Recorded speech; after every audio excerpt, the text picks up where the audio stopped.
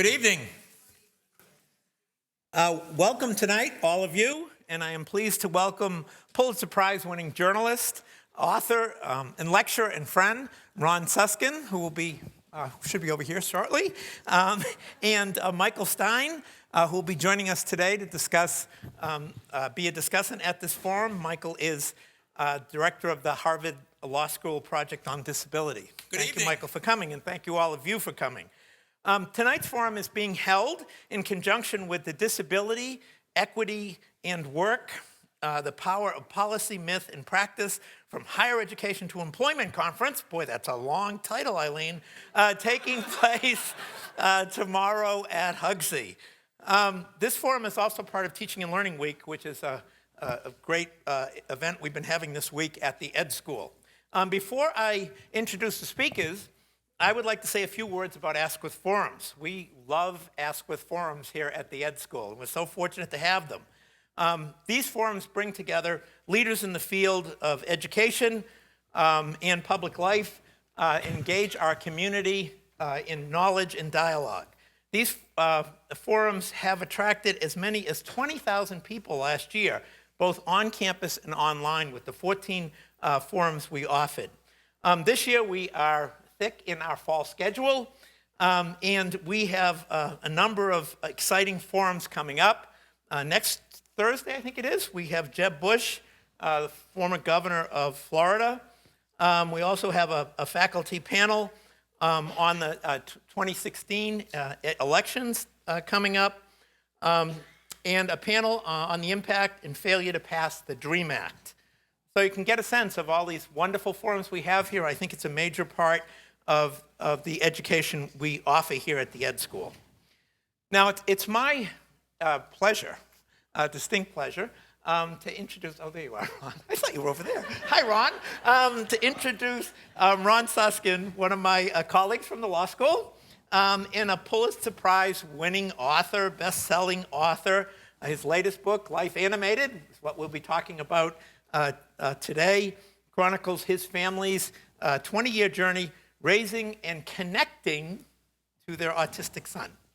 Ron has a number of books that are noteworthy that he has written, and I'm only going to be talking about the two I read. Is that okay? Okay.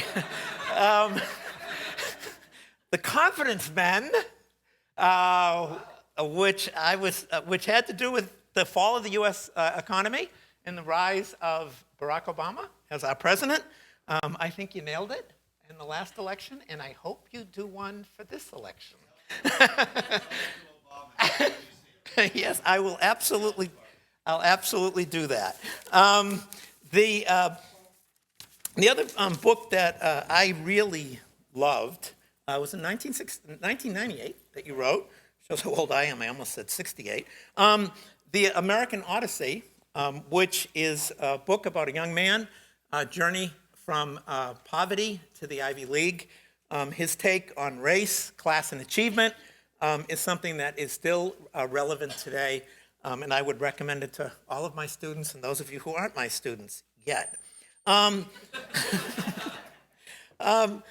reviewing Ron's great accomplishments, I told him I'm not going to do his bio that they sent me, so this is risky, right, Ron? When viewing his great accomplishments as a writer and journalist, one of the things that strikes me about Ron's work is how deep he goes in dealing with critical issues in society, how he reframes issues in ways that other people have not done that. And I can't help but think that that was great preparation for Owen. Because one of the things that really has struck me about Life Animated, and as I've gotten to know Ron and have already seen the movie, is how wise you and Cornelia were, your wife, to resist the expert opinions that Owen shouldn't watch Disney because he was obsessing. And you, however, respected his choice as a young man. And you didn't subject him to many of the popular robotic approaches that people often use with children with autism. However, what you allowed him to be, allowed him to become, you respected him and you allowed him to become himself, allowed him to become the wonderful person he has. You rejected the deficit models of disability and the ableist lens that so many people bring to this work that often fundamentally disrespects children and families. So I would like to welcome you.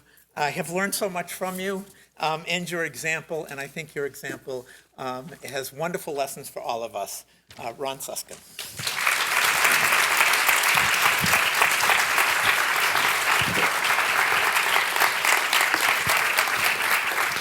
We're going to start with a trailer. Film. Right. To a movie.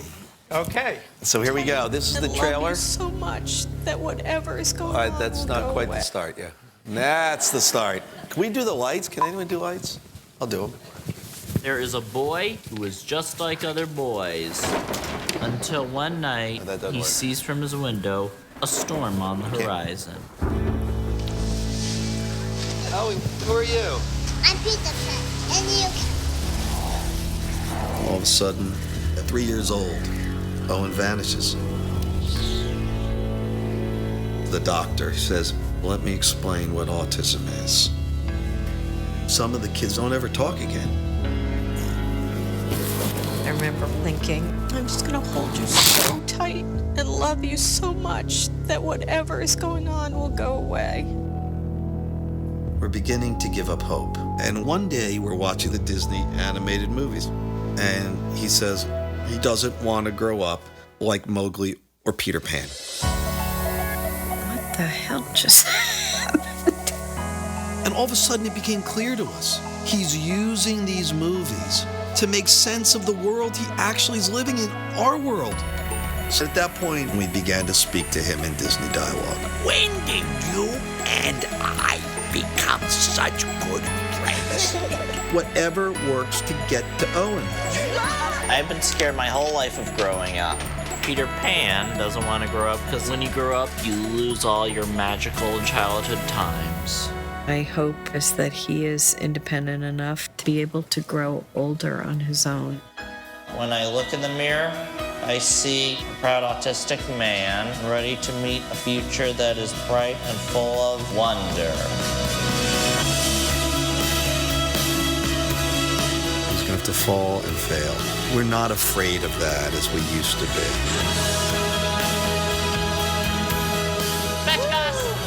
I just can't believe how far Owen has come. The future, I'm still searching for it. Who decides what a meaningful life is? It's like I always say. Children got to be free to lead their own lives.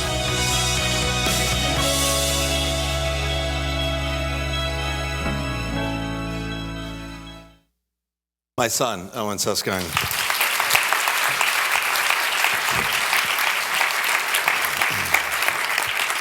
Well, I'm going to kind of walk around. This will be like Oprah. We'll hug and cry. I'm going to walk down. Okay, I feel it.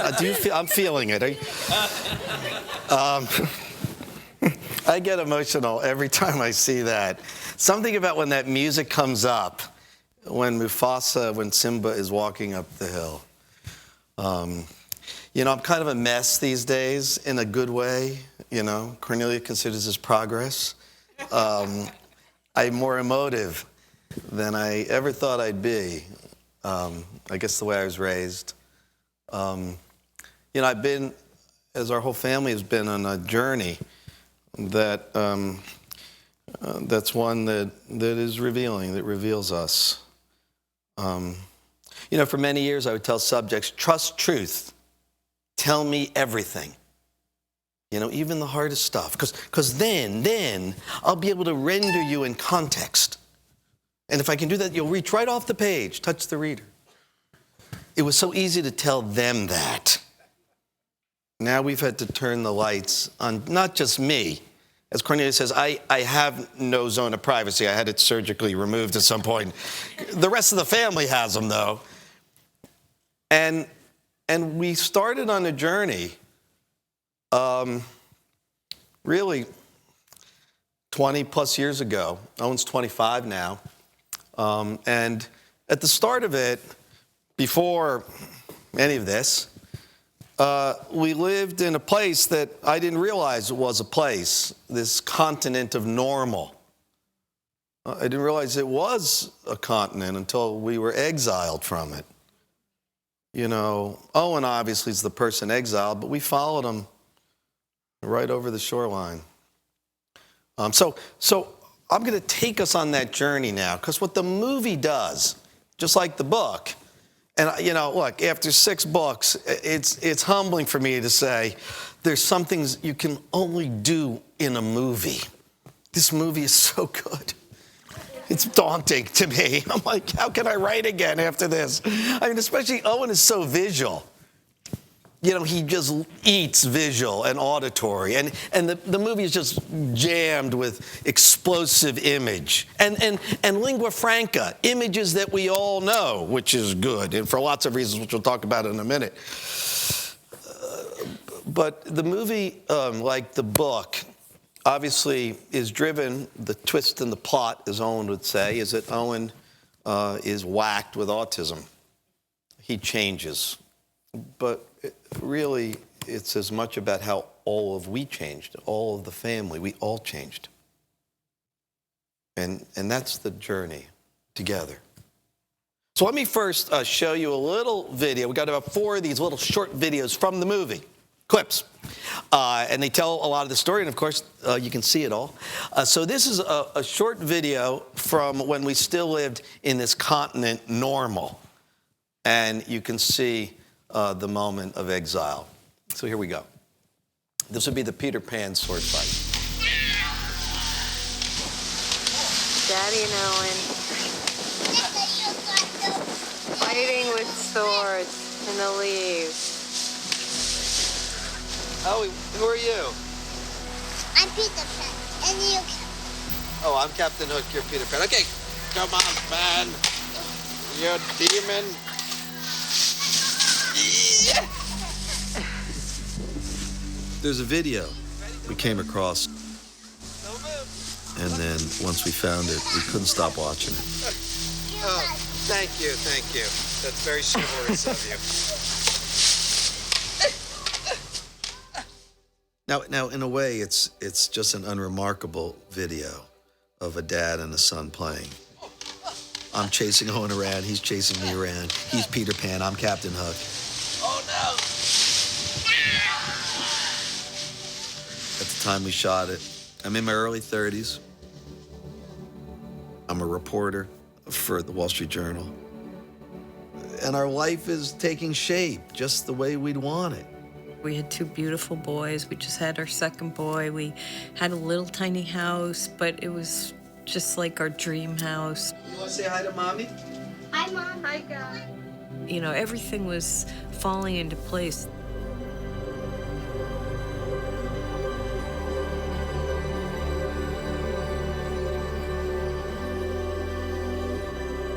But all of a sudden, at 3 years old, Owen vanishes. Goodbye, Peter Pan.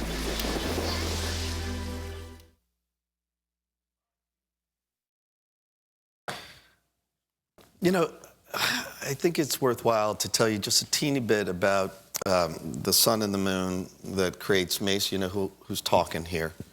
I come from a certain kind of sociological construct, I suppose. American, Jewish, 20th century. My mother's a little Jewish lady from Brooklyn, about this tall. Well, can be not a surprise, really. You know, and she comes up through what is generally called the sociological miracle of Brooklyn mid-century. So when I arrive, she basically says to me, not so many words, I won't love you any less if you're not a success. I just won't mention your name to other people. And that's kind of true, I hate to say it.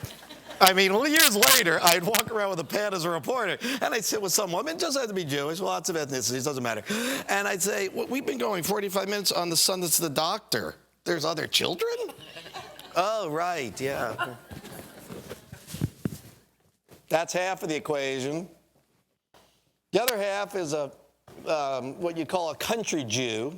He lived upstate New York, not in the big heart of the city where lots of Jews are living in that period. My father, and a guy who was graced at home in his skin. Everything came easily to him. Brilliant fella.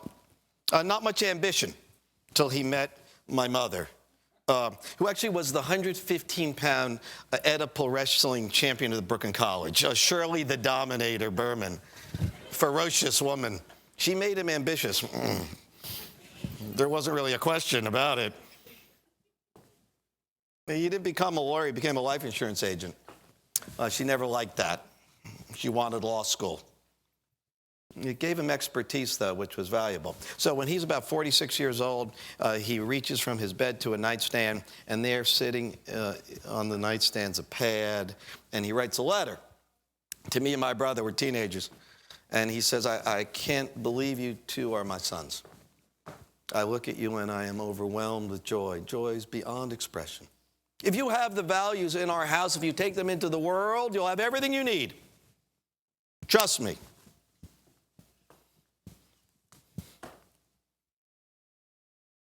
You make me feel different as your father. You make me feel like I live a life of purpose and grandeur. You know, why don't we write letters like that to our kids? Why is he writing the letter? Well, it's all there in the first sentence. I hope you boys never read this letter, but I cannot ignore what the doctors have said. My chances of survival are slim. They were 0. He tumor of the pancreas. The letter's given to us posthumously as per his instructions. He says something interesting at the end. You can see things kind of pick up to staccato, the way he's writing. He says, but one thing I'll ask of you, please, please do something worthwhile with your lives. I mean, it's urgent. Don't compromise there. If you keep the star in your constellation, everything will work out. Trust me. And now as a dad, the paragraph that just precedes this is one I think about a lot. And the other thing he writes is, you boys don't owe me and your mother anything. You have given us more of being a presence on our life than we ever possibly could give to you. My mother disagrees with that almost at every level, really. You owe me big, both of you. Everything you are, you owe me. They're both right. So that guy you're seeing there is an ambitious young guy. I'm working at the Wall Street Journal. I'm pleasing both masters. The worthwhile life of the fallen hero and make me proud. My mother's living at that point at a place called the Polo Club in Boca Raton, named after the long line of great Jewish polo stars.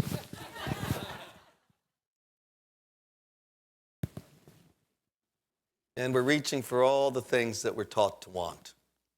Me and Cornelia both.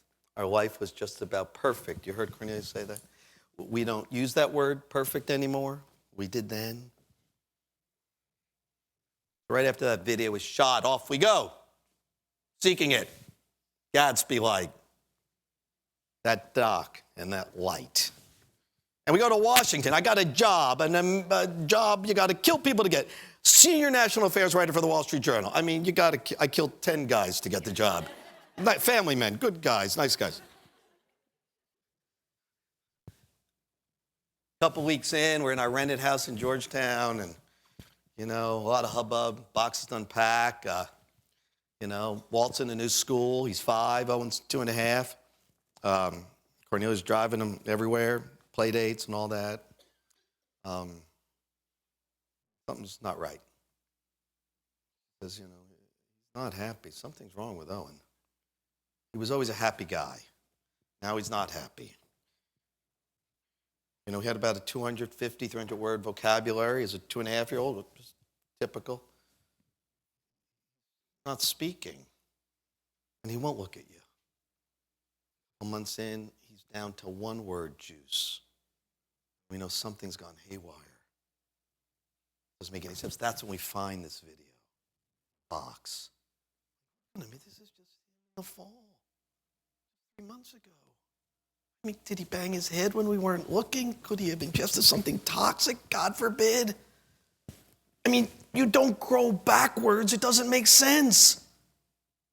So we see a doctor who sends us to a specialist. He says, you're out of my league, and we see the specialist. And after a few minutes, she uses the word autism. You know, Cornelia and I remember that day like it happened Tuesday. It's 22 years ago now. I said, autism, you mean like the Rain Man guy? That can't be. My kid, that can't be. She's like, well, you know, maybe, maybe not. You know, a lot of the kids never talk again. This is late onset autism, now called regressive autism. About a third of the cases, and we all know the numbers. 1 out of 68 kids, it's 4 to 1 boy to girl, so 1 out of every 42 boys. 2.5% of the male population. We don't know why, we don't know if it's widened diagnosis, we just don't know. We didn't know anything back then. It was early, it's 20 plus years ago. And after she uses the A word, I don't think we heard anything else in the room. We went deaf. And we almost lifted out of our bodies. Cornelia and I, it's like we're floating up at the drop ceiling, looking down on those 2 parents, Owen on the rug, looking at his hands, and the doctor in the white coat. And we just looked at them. Oh, God. You know, we left those parents in the room. They did not leave with us. You know, I used to miss them. I don't anymore. It took a while, though. So out we go into our new life, way off the continent normal. See a new doctor, guy we bond with. It's a short Jewish man. I don't know why I bonded with him, but I did. And he's more treating us than Owen, just to make sure we don't run out of the room. He says, what do you do for a living? I said, yeah, I'm a reporter. Oh, I'm so sorry to hear that. I said, really? Why? You just paid me $120 for this hour and you need me 2 or 3 times a week. It's not covered. Oh, God. This is what I do. He's like, you better be really good at it. Thanks. We were bankrupt by the summer. Owen was silent. The only thing that seemed to catch his attention is the thing he liked before the onset of the autism. All the kids did, certainly his brother, were the Disney animated movies. I mean, that was a big time for Disney. You probably know this. Everyone knows Disney. So after Walt Kicks the Bucket, they had a couple decades in the trough, and they come roaring back in 1989 with a movie called The Little Mermaid. Anyone see that movie here? Let's see a show of hands. Every person here has seen that movie. A giant company in Burbank. Thanks, everyone here.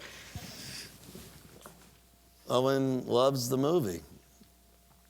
You know, his motor function goes to hell with autism. He walks around like someone with their eyes closed, with one exception. His thumb on the remote. His brother taught him how to use it. So every chance he gets, he's up in the room watching The Mermaid, rewinding, watching, rewinding. Now, he's silent for months, but then he's starting to murmur little bits of gibberish. We're like, oh, like baby talk. That's good. Maybe he's trying to get his speech back. And he's saying, juicervos, juicervos. Now, Cornelia thinks he wants more juice. Now he's back to the sippy cup because of the motor stuff, but he doesn't want the juice. So we're up in the bedroom, about a year into the silence. We're watching The Little Mermaid. Now you know the scene. Ariel, we know Ariel, right? She's a selfish girl. She wants what she wants. She'll do anything to get it. She's working now at Goldman Sachs. She's doing fine. She's happy. On the third match, the thing with Eric didn't work, the Prince. The Prince thing doesn't usually work, right? So it didn't.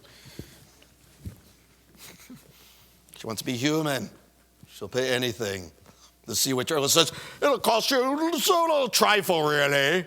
Just your voice. Owen rewinds. Well, it's like, just watch it. Just watch the movie. Second rewind, third rewind. Cornelia grabs me. It's not juice. I said, it's not juice. What? It's just. I grab Owen. Just your voice.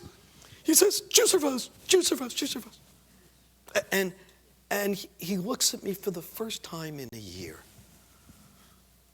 And Walt starts jumping into the bed. Owen's talking again. And Cornelia begins to cry.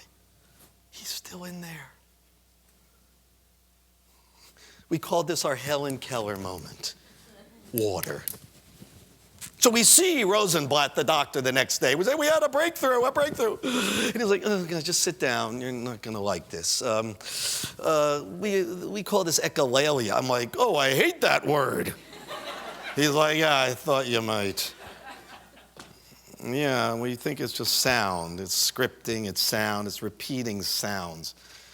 Like a parrot? Yeah, kind of.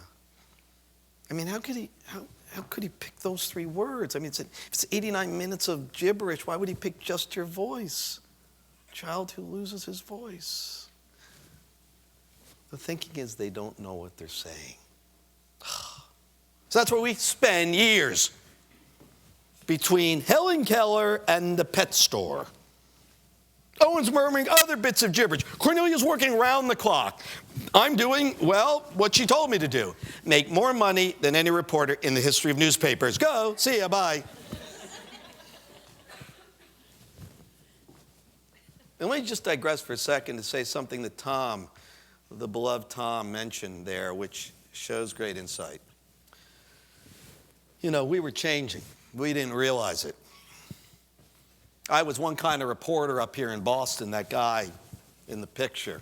When I left the Boston Bureau for Washington, they had a party for me, and they got one of those train bridges from the Lionel train set, and they burned the middle out for the Ron Suskind Burned Bridges Society, my subjects. The day I called was often a bad day for them. Ruin followed. I was a champion of truth, right? I'll take you down in your whole building. Sorry. Like a lot of journalists do. It's part of the currency of what we do. But I was changing.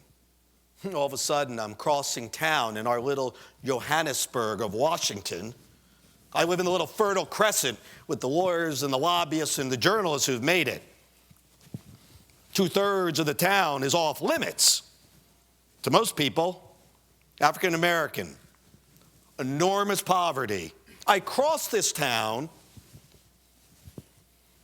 looking for what? I go to the worst high school I can find in America. It happens to be in Washington, D.C., so I can make it home for dinner a couple nights a week. Convenient. I search for kids who manage to learn in a war zone environment. Kids in the discard pile from the earliest age. And I meet one such kid, Cedric Jennings, and I follow him for years. What am I doing?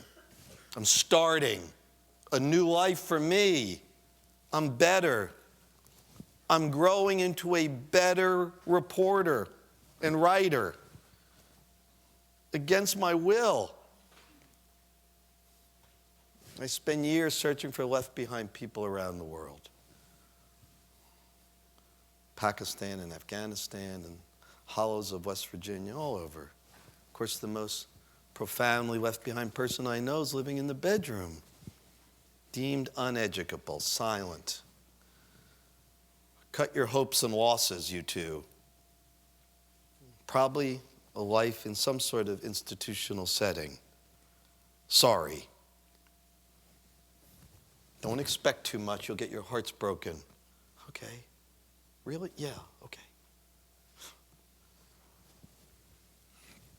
Subjects I meet teach me how to reach across divides that separate so much of our life, chasms. I look for the shared. This guy seems to have nothing in common with me. He's a Pakistani refugee. He's an inner city African American. I'm searching for something I can share with him. Maybe it'll give me clues to what I can share with my son. Maybe he's giving me clues. That's where we are. Now, you've met 3 members of the family. You ought to meet the 4th. You met me, Cornelia, Owen, Walter. key actor, the brother, the sibling. For every affected individual, there is a sib. I'm sensing there's some sibs in the room. Sib here? How many siblings of folks who are affected in the room? Yeah, one here? Hi. Thank you. Siblings are crucial actors in life dramas. You know, we're going to vanish at some point, and it'll just be the brothers and the sisters. Walt senses that early, 6, 7 years old.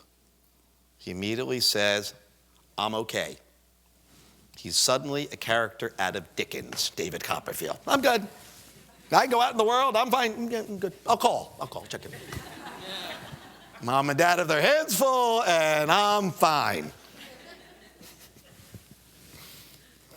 That's the story we tell about Walter. Now, part of this is about narrative. It's all about narrative. That's what I teach at Harvard Law School. I teach at the Kennedy School. I'm the narrative guy.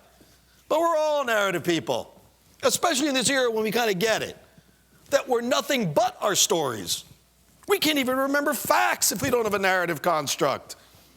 It's the stories we tell ourselves to make our way in the world. It's the stories we tell each other.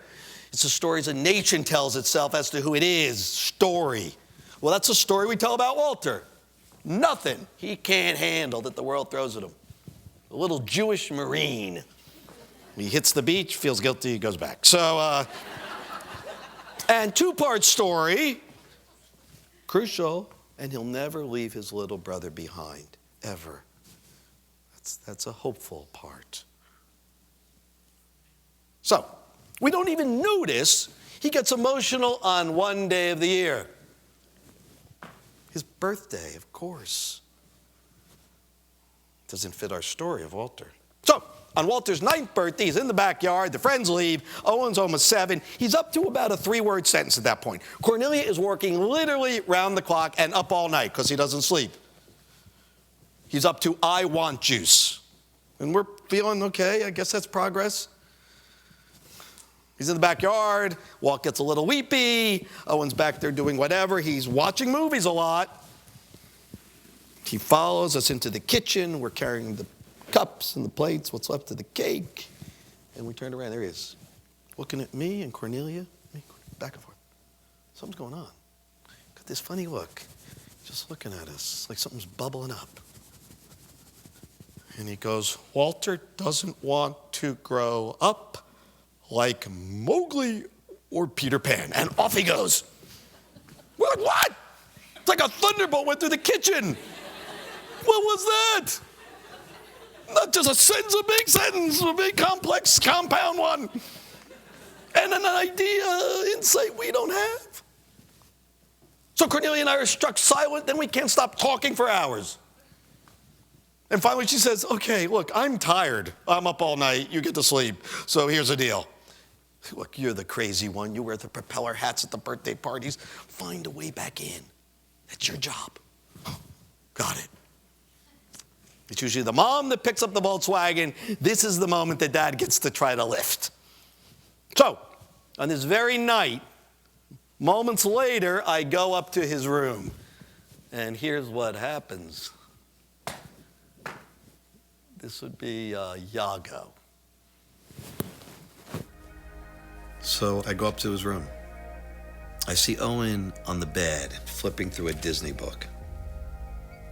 And I see, sort of over to my left, I see Iago, the puppet. Now Iago is the evil sidekick to the villain Jafar from Aladdin. Now I know Owen loves his puppet. Jafar! Jafar! Get a grip! I grab the puppet, I pull it up to my elbow, and I begin to crawl across the rug as quietly as I can. And Owen turns to the puppet like he's bumping into an old friend. I say to him, Owen, how does it feel to be you? And I said, not good, because I don't have any friends. Now I'm under the bedspread, and I just bite down hard. You know, I just say to myself, stay in character. And I say, okay. Owen, when did you and I become such good friends? And he said, when I watched Aladdin, you made me laugh. And then we talk, Owen and Yago, for a minute and a half. It's the first conversation we've ever had. A minute and a half in, I'm under the bread spread. I got the puppet pushed up. I hear Owen up there, and he clears his throat. You know, he's only 6.5. It's up here. And then he says, I love the way your foul little mind works. That's Jafar. I'm like, what? We're speaking in Disney dialogue. Oh my God. I throw up the bedspread, and I'm like, that's it. It's like a window open and a light shone in. I grab Cornelia. I'm like, we can talk. We can communicate in dialogue. He's memorized the movies. I think maybe all of them. I don't know. The next night, we start the basement sessions. We go to the basement, and we need the TV, because he's got hundreds of hours in there. He's memorized 50 Disney movies, all of them, since Snow White. It's a lot of movie. So we need the TV because we need to refresh. Yeah, he's going to outrun you quick. I mean, he can go for hours. So we're watching Jungle Book, great movie, he loves that one. So we're watching scenes, and everyone sort of slips into their natural roles. You know, I'm Baloo, which, you know, kind of works other than the height thing. And Cornelius Bagheera, the protective panther. Walt's King Louie. Tell me the secret of man's red fire, man cub. And Owen's Mowgli. About 7 scenes in, I say to him as Baloo, I say, you know, you'd make one great bear. And he says, you think so, Papa Bear? And then he hugs me. And I'm not sure if it's Mowgli and Baloo or me and Owie. And of course, Cornelius says, it doesn't matter. And it doesn't. And that's the moment our life changes forever. I mean, really what happens is we start living a double life. I mean, you know, by day, Cornelius driving Owen to every therapy of everyone who hangs a shingle. You know, we now have borrowed so much money from my mother. The interest rates were very reasonable. But other than that, it's a joke. It's a joke. Walter is riding his bike to school in blizzards, whatever it takes. I don't have parents, no. And I think they plane crash, I don't know, something. And I'm interviewing presidents. Some of whom I know are not telling me the truth. I'm sure of that. Positive.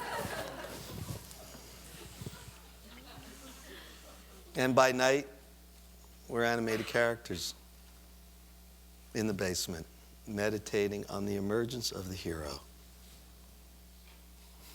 In some ways, what's happening in the basement was the most real thing happening in our life. Over years, about 3-4 years, playing every possible scene in Disney. There's a lot. Owen starts to get his speech back, gets it back little by little. Learns to read by reading credits, of course. We use scenes that fit. So the one job he has is to walk Annie the dog. So what are we going with? Come on. Disney? Come on. 101 Dalmatians, absolutely, yes. That's the one. I mean, Lady and the Tramp is fine with the spaghetti kiss, but that's kind of for later. So, but, you know, Pongo and Purdy, Roger and Anita in the park, that whole thing. So we do a scene. Owen grabs the leash, takes Annie out. At night, bedtime. Come on.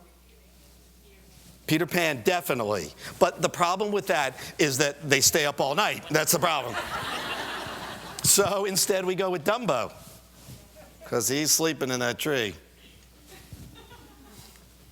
That's the way we do it.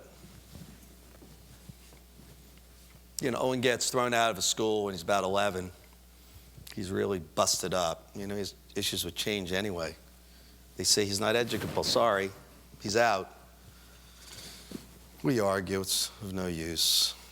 And we take him home that day, and we have all sorts of things planned, you know, the video store and ice cream, all his favorite stuff. He's like, no, I have to go down to the basement. There's some movies I need to watch.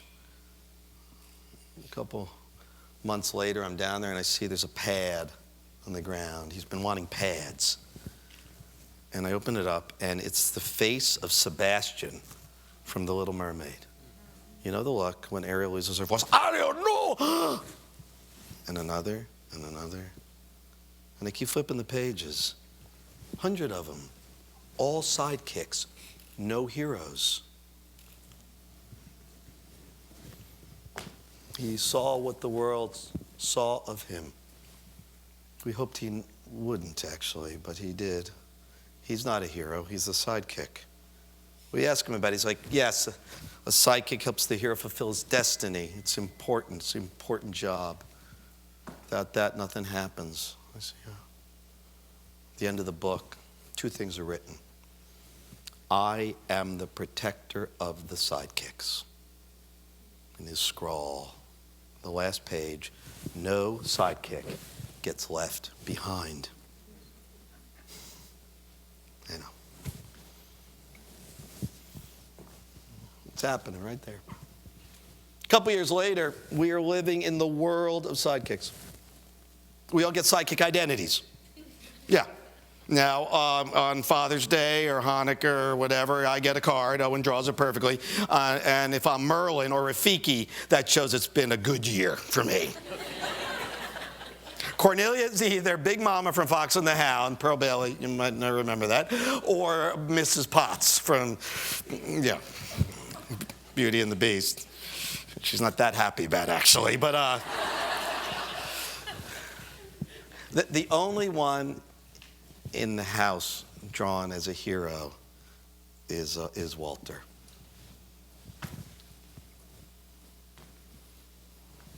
So when Owen's about 14, Walt's about 17, we're at the dinner table, and Owen's going on and on about this bit of movie trivia, and Walt says, geez, you've been watching these movies since you're a little peanut. You got any ideas in there? Something big?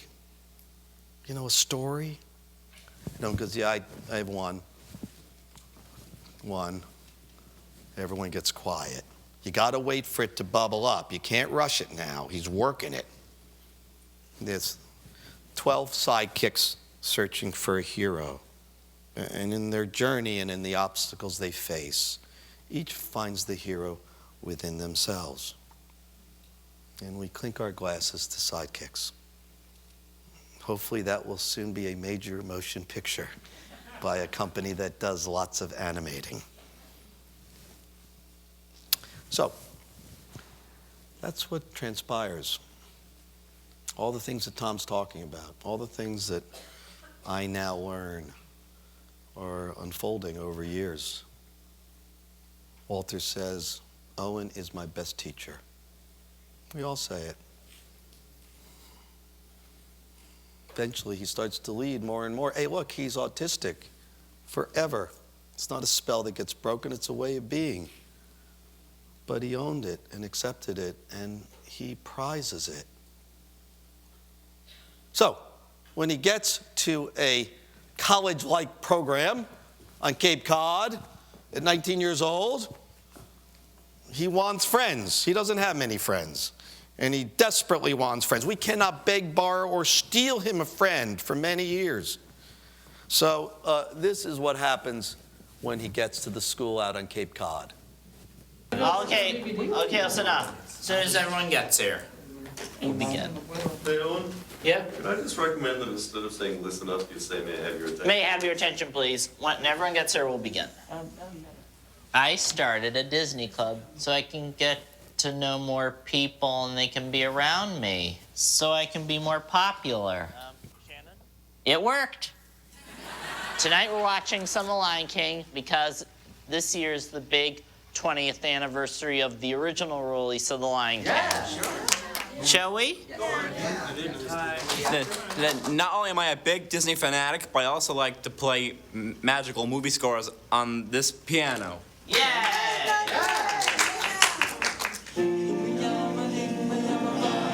We watch parts of Disney animated films and discuss them and see what they're really about in our lives. So Owen starts Disney Club, and we're here at Harvard. I'm at Harvard at that point. we kind of came up following him, actually. And we're in Washington for 20 years where I'm fighting it out with Bob Woodward and people like that. And Owen's up in Cape Cod. I think I kind of beat Woodward, I feel that. I hope people would agree. But he's far away. Cape Cod and Washington's too far.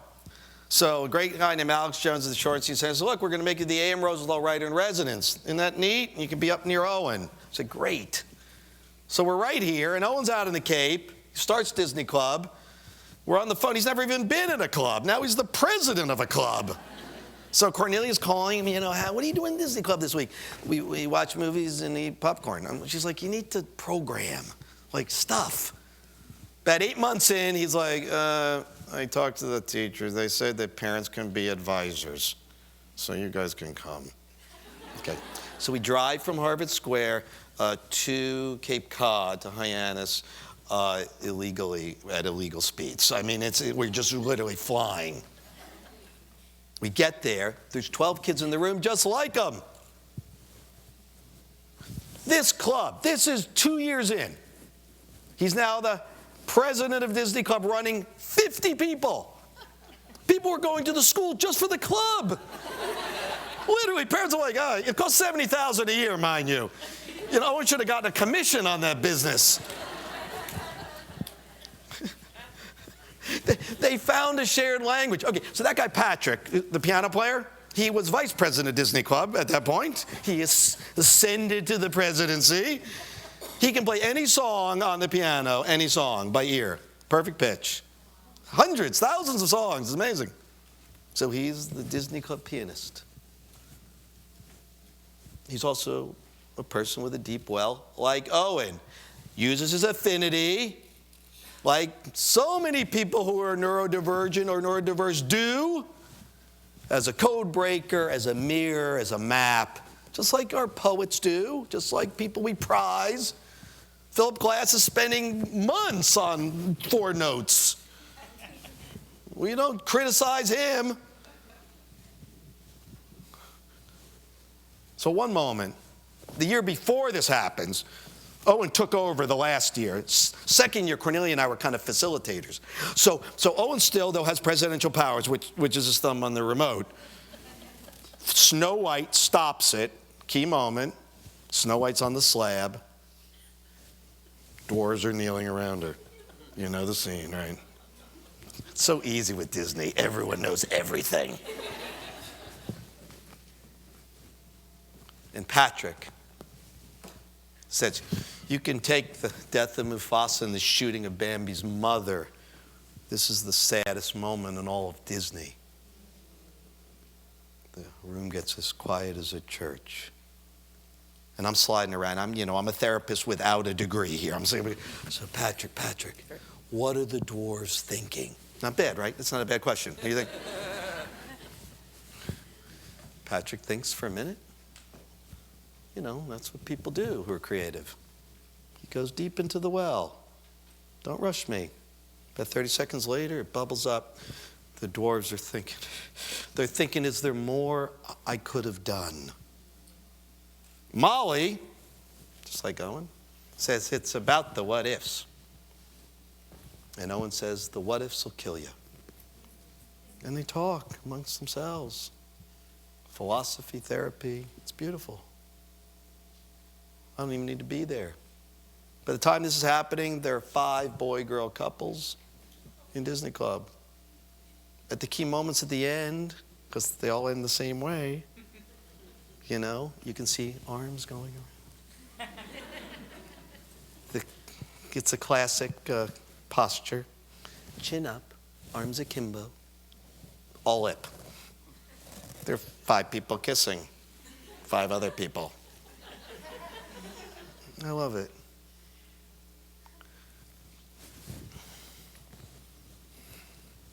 We just finished with one last video.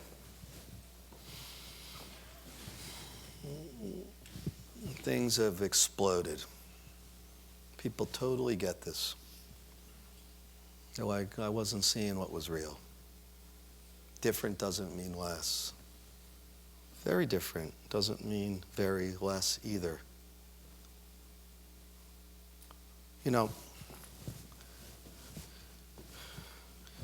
what my friends the neuroscientists say, and we have a lot working with us these days, is that the way neuroplasticity actually works is for every area of deficit, the brain is amazingly plastic and adaptable. It finds an equal and opposite strength, compensatory strengths. Not the question of if, but where. Find it, feed it, and you get this. And you also get pride. You get a sense of self. Disney Club, they're proud in Disney Club. Look at us. We have might. We are the leading experts. This is now affirmed by no less than Bob Iger, the CEO of Disney. How does Owen do that? With his IQ, measurable at 72? There should be a law against putting that on his arm. That's reality, a new reality. So, when the book comes out 2 years ago, we're avalanche with calls, parents from all over the world. I see my kid now as they are. Thank you. All the specialists, just like Tom said, no, listen to us. Often specialists, well-intentioned, engaging in what I consider neurotypical blind spotting. Fix them. I'm here to help you fix them, right? Let's fix them.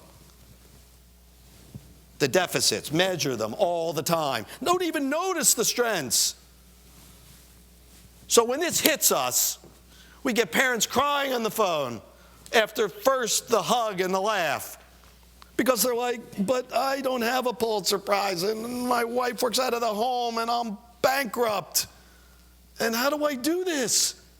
My kid's into Harry Potter. My kid's into Star Wars. They love all the stuff everyone loves.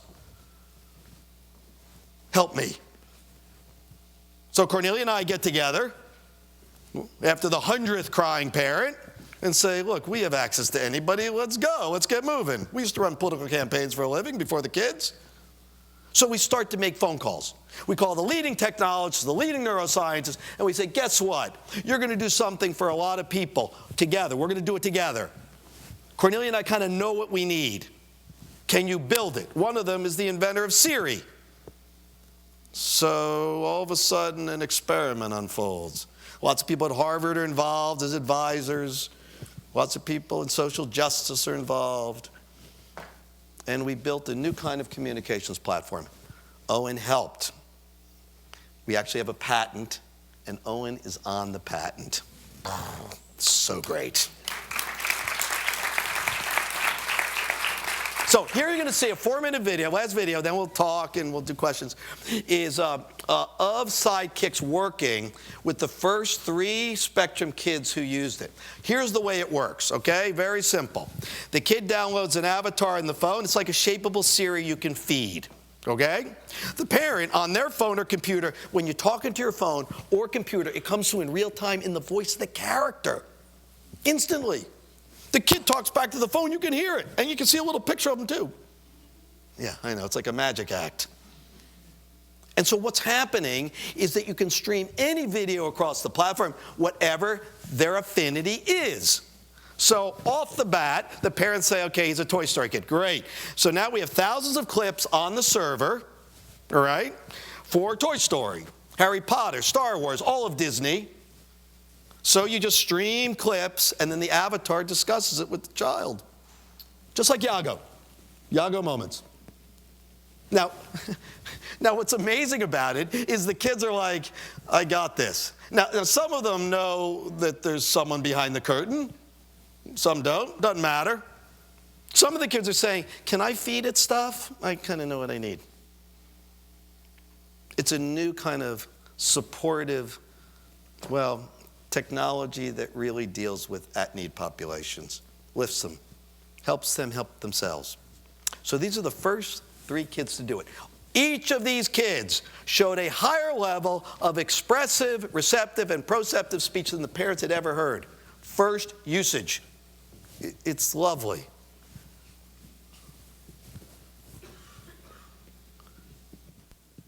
It's called the Affinity Project. And the thing is called Sidekicks, named by Owen. Hey there, I'm Jazz, your new sidekick. Nice to meet you. Hey, I heard you really like Disney movies. that right? Yes. Want to watch a funny video? Yeah, I do. I don't have a skull. Or bones. She's laughing. That was really funny. This is a very useful tool for family like us because we are currently stuck. So we know his deficit is, but we don't know how to help him. A lot of the hard work that's been done with him in the last 7 years around emotions and other people's emotions and his emotions and how they all interact. If I had had this device 7 years ago, he would be a lot further along than where he is now. I like burgers. What do you like? That's his phone. Pizza. Would you share it with me? Yes. If I had asked him, what do you like to eat? He would not give me that same information. That's a very simple question to us. I don't get an answer, I like pizza or a burger. I have visuals at home usually. I have them on the fridge. And it's like, well, what do you think you'd like to eat? And he goes over there and he'll pick the visuals. At home, he only do requests. Okay. Like, I want this, I want that. It's very hard for him to initiate conversation to express himself. This is about like Owen at 7. Thanks. He's a Toy Story kid. Everybody say bye. This is his longest sentence ever. This is like Mowgli and Peter Pan. This It's sentence. kind of weird that they say goodbye to the house. Dad sends that over. Okay. Why do they do that? Because he is moving to the truck and Woody's line worked. Have you ever felt afraid or ashamed of being different from other people? Sometimes. Maybe we can watch a clip to understand how you feel. Sure thing. You belong down in Arendelle. So do you. No, Anna, I belong here. Alone. Where I can be who I am. Without hurting anybody. Have you ever been afraid and wanted to be alone? Sometimes. Why? Because I have low self-esteem and autism. Doing this, taking on this other persona in order to her to have a conversation, I could more anonymously talk to her or have her explain her thoughts without it being mom. Right. Which speaks volumes. Amazing to get him to this point where he's actually interacting with the devices. But I think the ease of use comes out of the use of characters. The voice also helps, the visual helps. We go to the therapist a lot because in the different environment he behaves very differently. That's why I think it's good to you can do it at the therapist and then do it at home. Try to generalize the skill he learned and practice at home. Okay. That's why I think it's a very useful app. This is a very good one. There's a therapist that works with her that she sees outside, just a personal one, and I think something like this would probably be a great thing to sell to that field. But I would have used this as a tool with him, maybe to get him to express his feelings of grief around his father. Because it's always a very difficult topic. And with the use of the character, it would have been much easier to get him to talk about it. What's some other stuff in your own words about what it's like to use Sidekick? So that way I can speak to her when I'm in distress. So that way I can talk to her and she understands how I feel.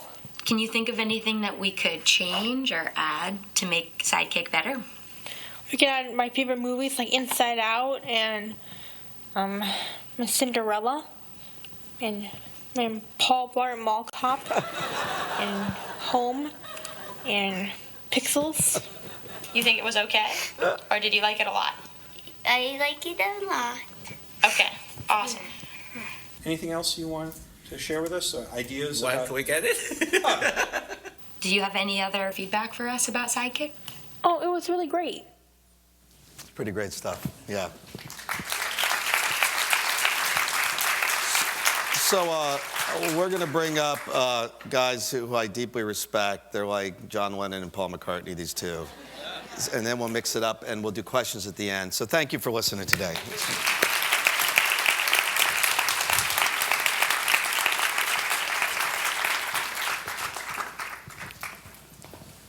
I'd like to introduce my friend Michael Stein, who runs the Harvard Project on Disability over at the law school.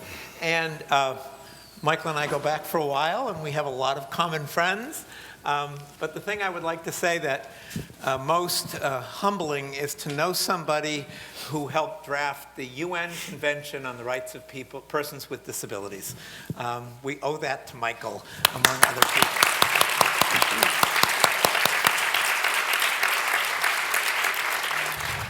Michael. Ron, we want to throw you a nice softball because I know the work you're doing, and it's terrific, and see if we could connect it with the conference we're doing tomorrow on disability, employment, and higher education. So from what you're experiencing, from what you're examining now, what can and should we learn about people on the spectrum and otherwise, as far as how we educate them, how we learn from them, how we interact with them? And what should we learn about including them in the workplace? What do we need to learn about how to make it a richer environment and one that mines their skills and values their abilities? You know, I think the key thing is to, in a way, let them lead. In some ways, they're at the front edge of, I think, a great movement. You know, it's a big difference that the Library of Alexandria times 1,000,000 is on this phone. It's extraordinary that all information is now here. In a way, information, knowledge is commodity. The question is how you apply it. And it's changing schooling in every way. The one-size-fits-all models in many parts of society, frankly. Well, the spectrum folks, and many folks who are neurodiverse, are kind of ahead of us on that. Because if the whole world sounds like Charlie Brown's teacher to you, you have to find your own way. Now, this thing is really hungry, this brain, all brains, and it finds it. This is feeding me. Oh, this is my thing. I love this. When you can find it now, you can go 1,000 feet deep. You can really build strength, real muscles, expertise. It's disruptive of many of our use of metrics, of one-size-fits-all models in both education and in the workplace. And so what I say to folks is find what they decide is their passion. Turn it into a pathway. Help them turn it into a pathway. The fact is, Owen, like many folks who are disabled or differently abled, and I used to think that was a PC term, and it ain't. It's accurate. You know, they're square pegs in a world that only prizes round holes. Now, the fact is, if you shave off those edges, you're shaving off their best stuff, their best parts. Don't do it. And more people are getting that. You know, the fact is that every person with a disability is a person facing a significant challenge. That challenge builds compensatory muscles of all shapes and sizes. We see it immediately. Someone in a wheelchair with these giant dexterous arms. Yeah, of course. Blind person with extraordinary hearing. I got Superman down the block here. You know, but also there's other parts that are harder to measure. A sense of acuity, a sense of place, often a step-back quality where they see patterns of life. You know, I mean, that's part of this revolution of understanding how we compensate. And that's our best stuff, the sweet uses of adversity.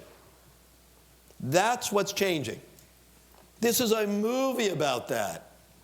And it's joyous, because culture eats everything for breakfast. We know that. This is shaping the culture. The Washington Post had a great review, and they said Owen Susskind is the first autistic spectrum leading man. Isn't that great? Yeah. That's what changes people. A new kind of screen hero. Yeah, right. Because it helps us see with what Proust would call new eyes. And that's what I would tell people. See it. It's plain as day. It's in front of you. Don't trust some of these very flat, bled out, as Todd Rose says, ridiculous in many cases, one-size-fits-all models prizing average, prizing a planing off quality. Because what you're going to get are deficits and super spikes. And that's the way it really works. This is reality. And so that's what I say to educators and I say to people in the workplace. We're modeling this now for the workplace. Because all the folks in the workplace say, okay, got it. So this kid has extraordinary abilities. What he needs is support on the social issues of managing a day in a crowded place with the lights, with the interactions. That's hard. Look, what he can do in terms of his skills are often off the charts. And the fact is he's our best employee. He loves the job. People treat each other better when he's here. Customers, each other. I mean, everything's better, just like it was in our family. That's where we ought to be going. You know, I'll just tell you a very short Israeli story because it's a beauty. It sums it up in 2 sentences. I gave a speech at this brain conference in Tel Aviv. Okay? Now, I read this book, The 1% Doctrine on Terrorism, 2006, and a guy comes up to me from Israeli intelligence. Okay. Let's call him Avi. They're all called Avi. So I say, Avi, how are you? They're all nice to see you. I heard you're coming to Tel Aviv. I said, yeah. Yeah, I'm here doing the, we love this last book. I said, you mean the 1% Doctrine, the terrorism book? No, the one about your son. I said, really? Oh, yeah. We have a division. 2,000 autistic spectrum young adults. They see patterns in the data we cannot see. They're our secret weapon. They keep Israel safe. So they want to watch movies. Let them watch movies. I love that story because it slays everybody. They're Israelis, for Christ's sake. That's the future. That's the future. Absolutely. But one of the things we like to do at these forums is to have you all ask us questions. And we have 2 mics on either side. And please step to the mic. Mic here and a mic here. Yes, sir. Hi, my name is Walter Ness. I had a chance to work with an autistic young male. And before I had a chance to work with him, the therapist told me that he would get violently angry if anybody touched him. Well, my process was to touch parts on top of his head to activate acupuncture points. So I said to the therapist, I have a theory that autistics are sensitive to chi energy. When we go in front of him, give me your hand, I'll transmit energy into you, and let's see what happens. After I did that, the young man stuck his hand out and wanted me to do the same thing to him. Wow. So I transmitted chi energy to him. Then I asked him to sit down. Then I proceeded to activate areas on top of his head, and it knocked him out. But when he came out of it, he went over to his mother and tried to say, I love you. Mm. It's just a comment about chi energy. Thank you. Wow. Okay, there's a person who was graced with insight to see what was actually in front of them. First, you start with, they're just like us. Everyone is essentially identical everywhere. We know that. Why do we take people out of that equation? And that's what you did. Thank you. Thank you for that. Okay, 2 things. I want to know where Owen is now, and I want to know where Walter is. Yeah, great questions. Yep. Okay, and I also want to know, can I get the affinity partners for my students? Yeah, absolutely. So people can go to something called sidekicks.com, put in app, because there's a lot of other sidekicks. But if you go there now, you can download the platform. It's got thousands of clips of all your favorites, which is great, because the content is actually important.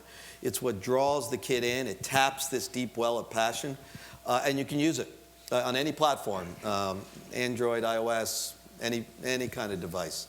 And people are using it. You know, several hundred folks are in a pilot we've been running over the last year, the advice of a lot of neuroscientists, psychologists, technologists, and they love it. They love it. That boy, the heavyset boy, Josh, who was playing with the blocks, who has virtually no interactive speech. He points to stuff in the fridge. He's been using it, his family, and Ginny was the mom up in the bedroom. Josh was in the den, and he asked his sidekick, he says, do you have a family? And Ginny's up in the bedroom. She goes, no. No. Sidekick says, no. Josh says, that means you don't have a father. And he's like, no. And Josh said, you know, I don't have one either. But I know how to be, even though I don't have a father, and I'm going to help you. And then he dropped the phone. Ginny saw, because she could see the picture. He could see him through the video. And he went up to the bedroom. She was furiously wiping off tears, this poor woman. Oh, God, okay. Because, if he saw that, he'd get upset. And he walks in and he goes, I talked to my sidekick, and he doesn't have a father either, but I'm going to help him. So that is like Mozart. So that's happening. So you can do that. Now, Walter and Owen. So Owen, I think, is doing fine. I can't really talk to him because I can't get his agent on the phone. So he's doing great. He's out in Hyannis in a supported independent living community.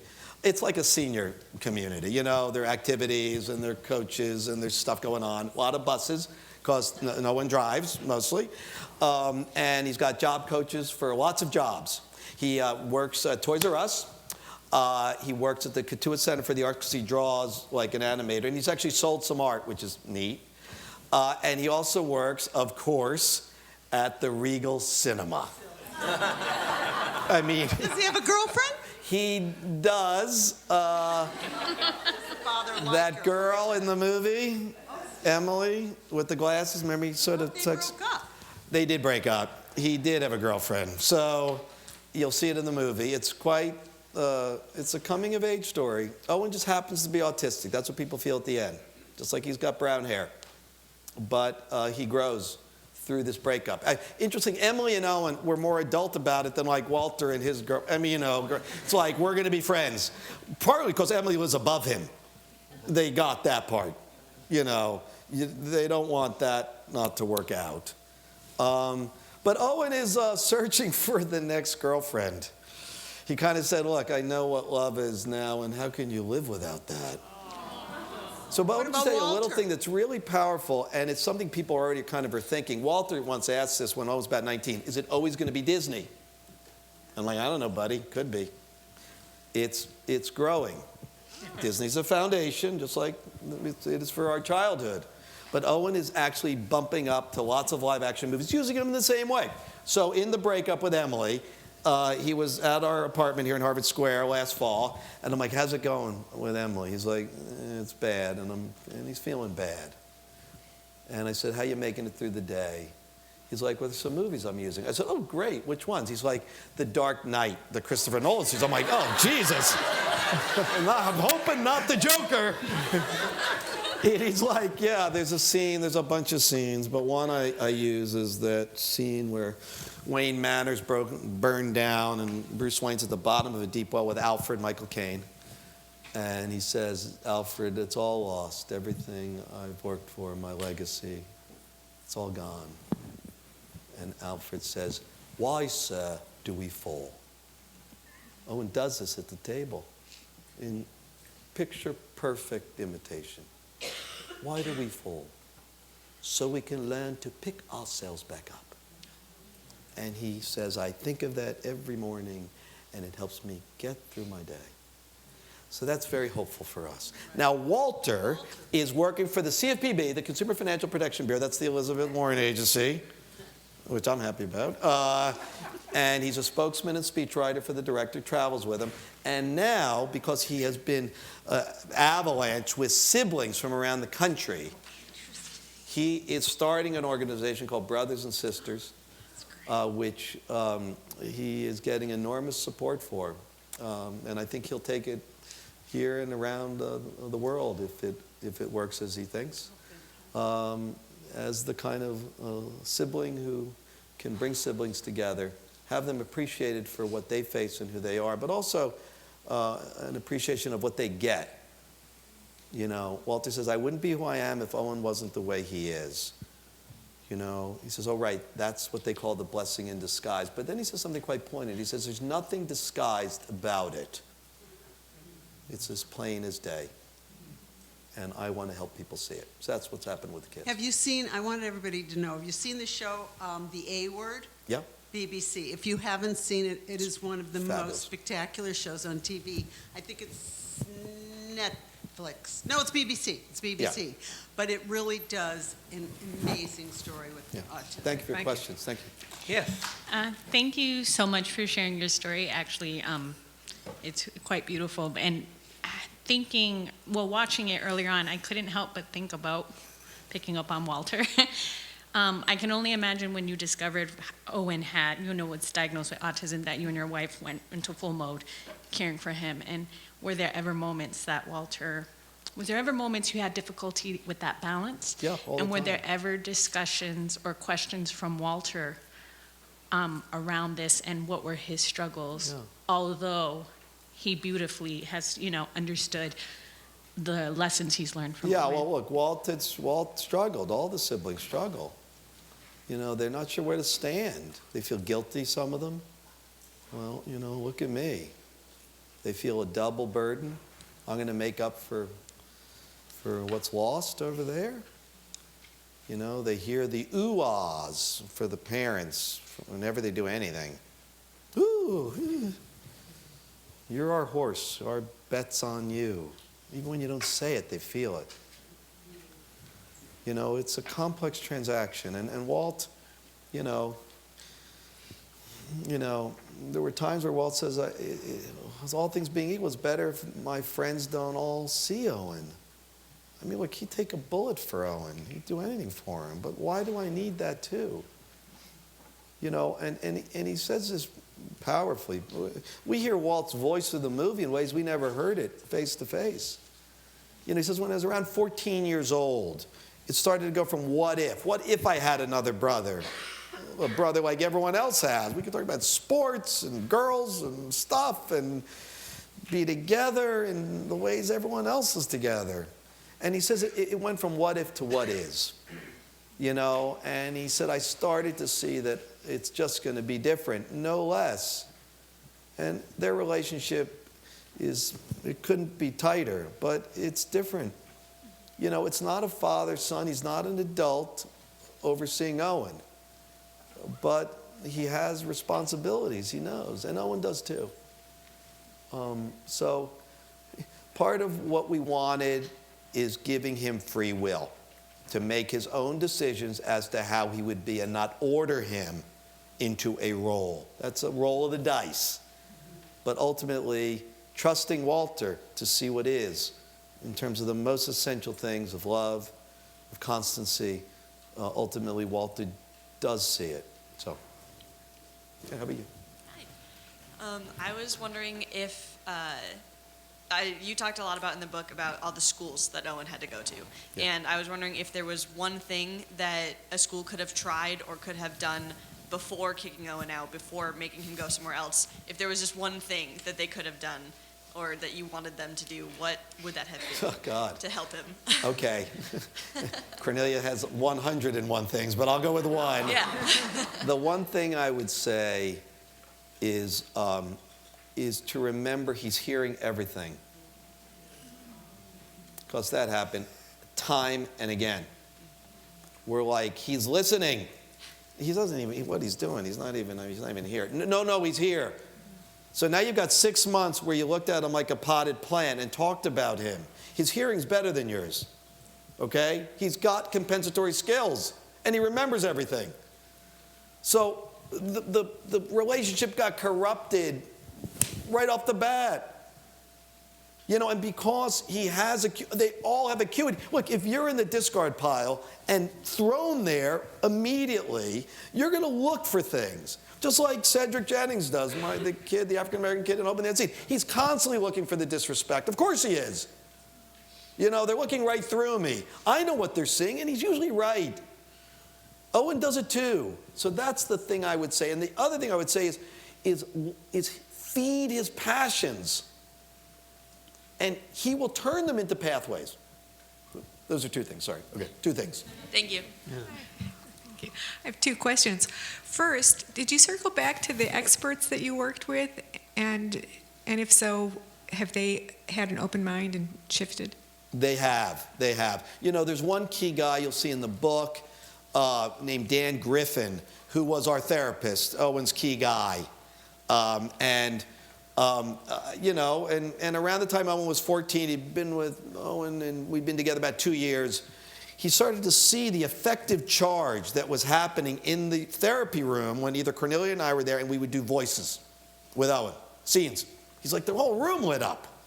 And so what he said at that point is that whatever I was taught, whatever the orthodoxy was, it's clearly not comporting with this.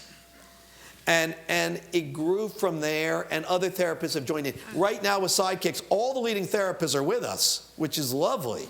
I mean, Kathy Lord, Temple Grandin, they're all in. Not that these restrictive interests, so-called, have not been around since Connor and Asperger. They have. We just never knew what to do with them.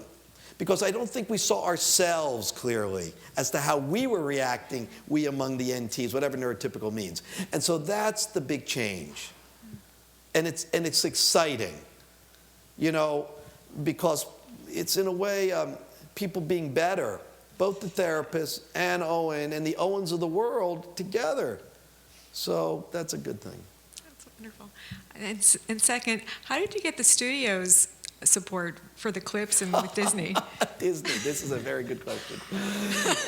Did I see you at Harvard Law School? Yeah, so there's if you want to check the New York Times about 2 months ago, there's a whole story on that, how Disney ended up giving us the clips for the movie. I'll just tell a very brief version of it. Of course, there was cooperation with the book, which had tons of lyrics and dialogue in it, but that was published by a Disney publisher. Because I have an agent named Andrew Wiley, you may know, he's like the Prince of Darkness, he's this agent. He's British. He's like, when I did the book, he said, Ron, we've got a legal dilemma. I said, what? He said, every word your son speaks is licensed by a multinational corporation. That's impossible. They can't license his speech. Well, actually, they can, believe it or not. So I couldn't go to Random House or Simon & Schuster, my usual publishers. I had to go to like Disney Publishing, which they make books with the pictures in them. I mean, of course, we own all their books at this point. And so that was the start. Now, when we got to the movie, it got more complicated, because one thing to have, you know, lyrics and dialogue in a book. Now we're talking the Holy Writ here. So the key is that Roger Ross Williams, this amazing Academy Award-winning director who made the movie, you know, had a couple of scenes that were done. One was Disney Club, and one was Owen's graduation, which are beautiful scenes. And he went to Burbank, to Disney headquarters, which is, you know, this giant building held up by dwarves. They have like these 40-foot dwarves holding them. It's very weird. And he went there with the clips to show it to Disney management. And they're all around the table, big table. And Roger's so nervous he can't breathe. And, you know, these are the lawyers. These are reptilian characters. These are guys, they have no heartbeat. Their job is to not have a heartbeat, frankly. And Roger, the lights go down, they play the clips, and about 10 minutes in, there's the sound of sniffling. And we have historically speaking, we call this the day the lawyers cried. And that's how we got the clips. Is they're like, we like the way Owen interprets us. And so we're going to, for the first time, allow someone who's not of Disney to interpret us to the world. I know. But that's part of this compensatory strength-based idea. You know, the only one is him. And what we say at Sidekicks, Owen seems like 1 in a million on the big screen, 40 feet tall. He is one of millions. And where we will be in years is knowing that and embracing it. And they will be breathing free, and that's joy. One more question? Thank you. Hi, thank you for sharing everything.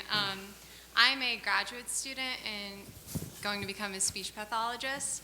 And, and I just wanted to know if you had any advice as somebody who is young in the field and kind of a new generation going into speech pathology, and any advice you can give to me or other service providers, and especially with working with kids like Owen, but also working with parents and the counseling aspect and how we can.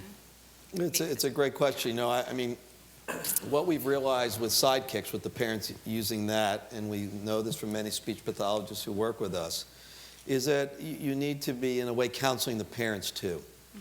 Because they're battered by what Tom was talking about, what Michael knows so well, by the ecosystem they live in, which is one of pathology, you know, and they're taught to cut their hopes and losses And in a way, they're timorous sometimes. You know, they don't give themselves permission to embrace what they seem to know is true, but they're told it's not. And you need to help them, free them, and say, you know, what Cornelia said, you know, she has all the most powerful insights, that enormous heart of hers, and the intelligence from it. You know, Mary Helen Imardino Yang's a buddy of mine, and Tony Damasio, and you know, we're living in the era of neuroscience, and all the way back to the Greeks, we thought intellect and emotion were separate. They're not. It's all one thing. It's woven tightly, and the fact is that we are people who've learned that lesson. Cornelia said, look, love what he loves is the way we will love him. So you need to get down there, all of us, and we need to dance in front of that screen with him. And eventually he'll say, God, they love me. They're with me, and they're speaking my language. And that's why speech pathologists are in the key role here.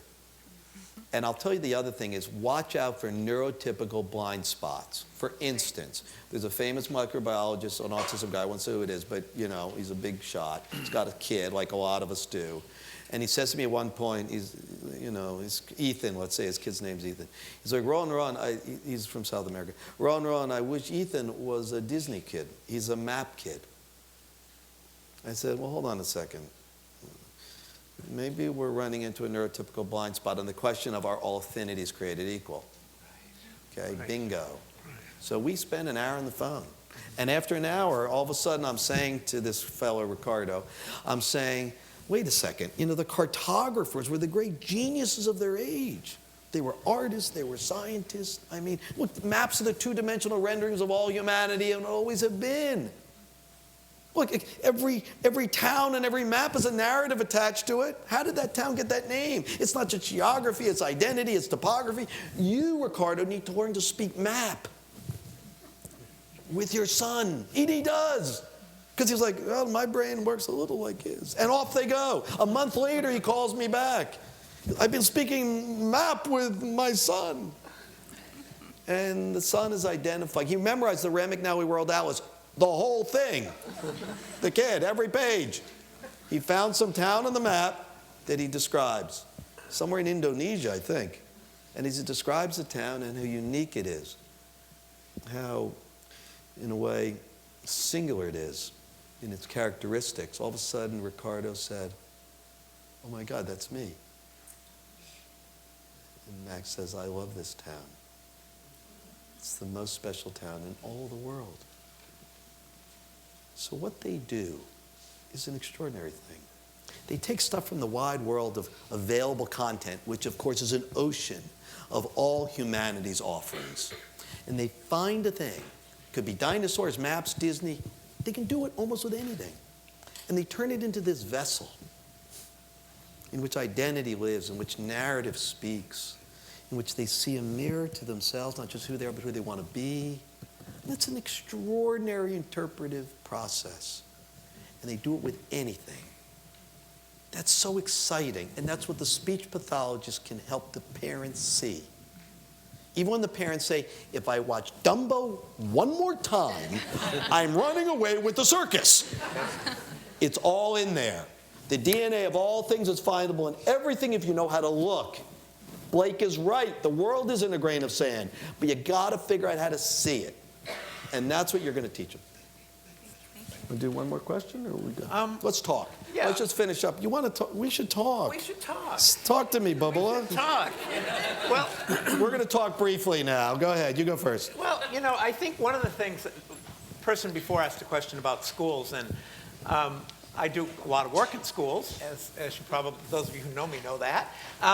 And one of the schools I work with has, I would say, maybe a dozen kids on the spectrum, on the autism spectrum, some with very significant levels of autism in terms of what we would call symptomatology. In other words, kids that people are really trying to figure out, you know, what is their affinity.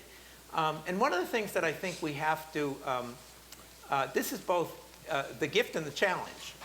The challenge is every one of these kids is an individual, okay? They're all individuals, and you cannot say one thing about all of them. And so in these schools that have been very successful with these kids, the teachers are given lots of leeway in trying to figure things out. What is this kid trying to communicate to me? What are the things that are going to make him engaged in the world? How are we going to prevent him from running out of the school when he gets overloaded? And those are not the typical ways in which schools are structured, because they're not structured for kids like this.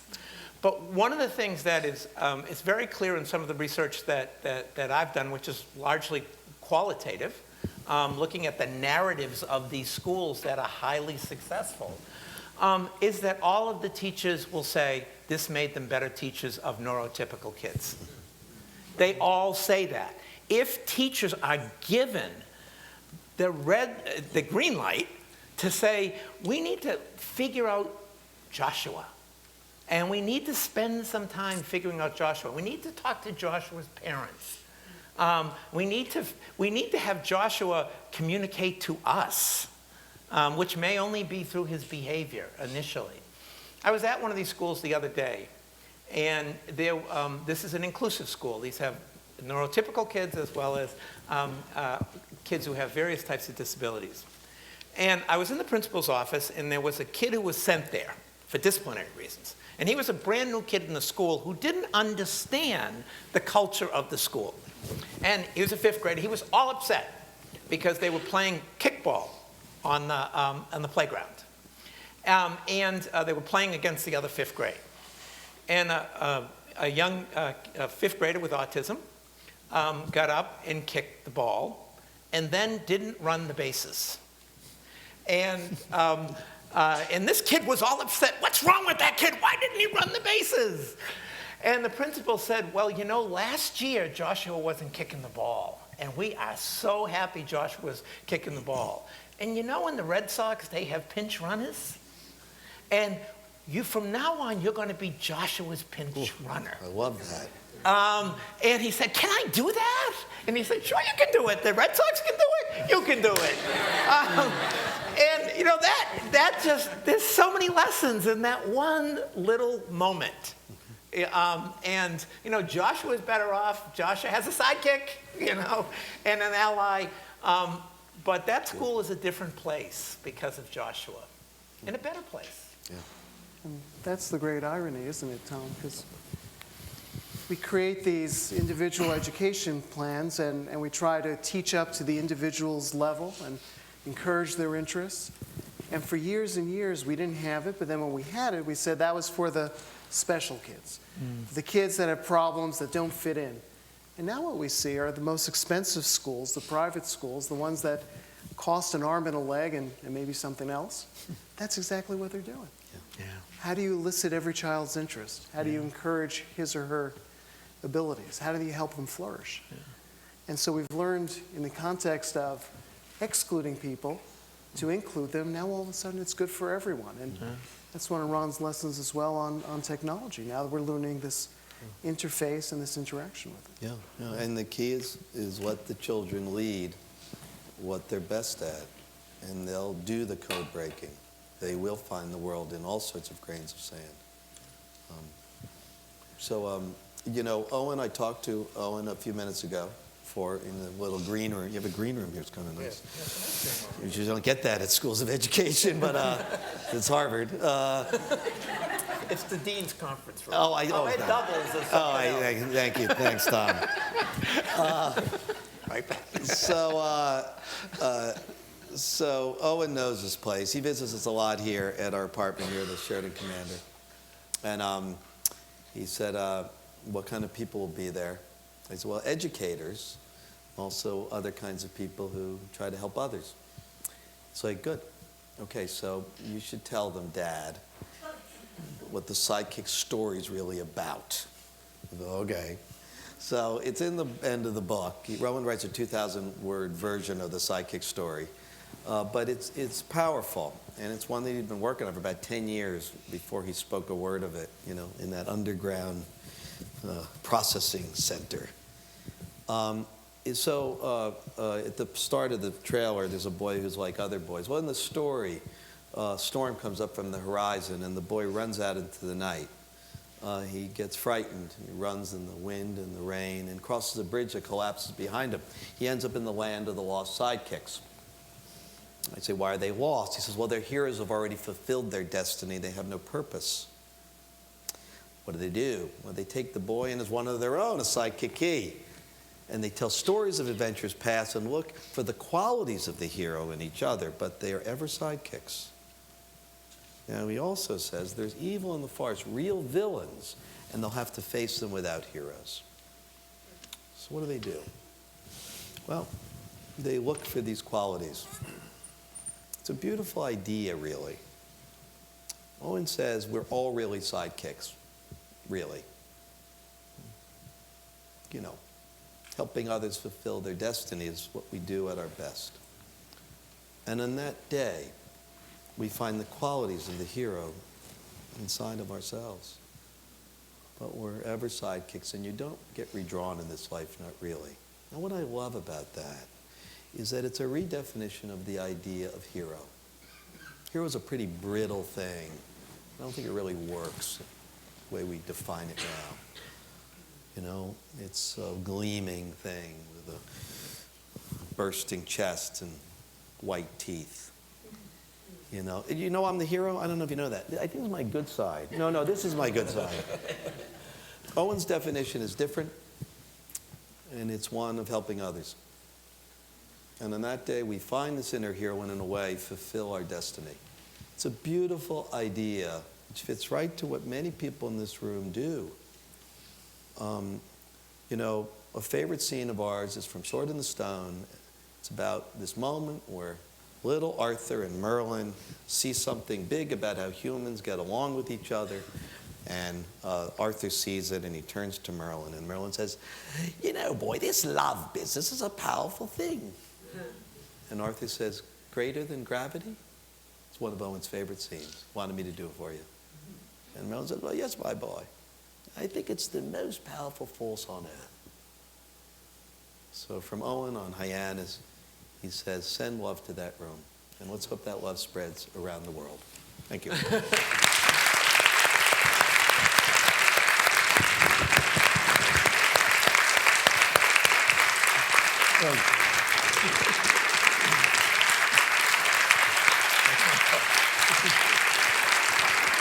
now you can run away.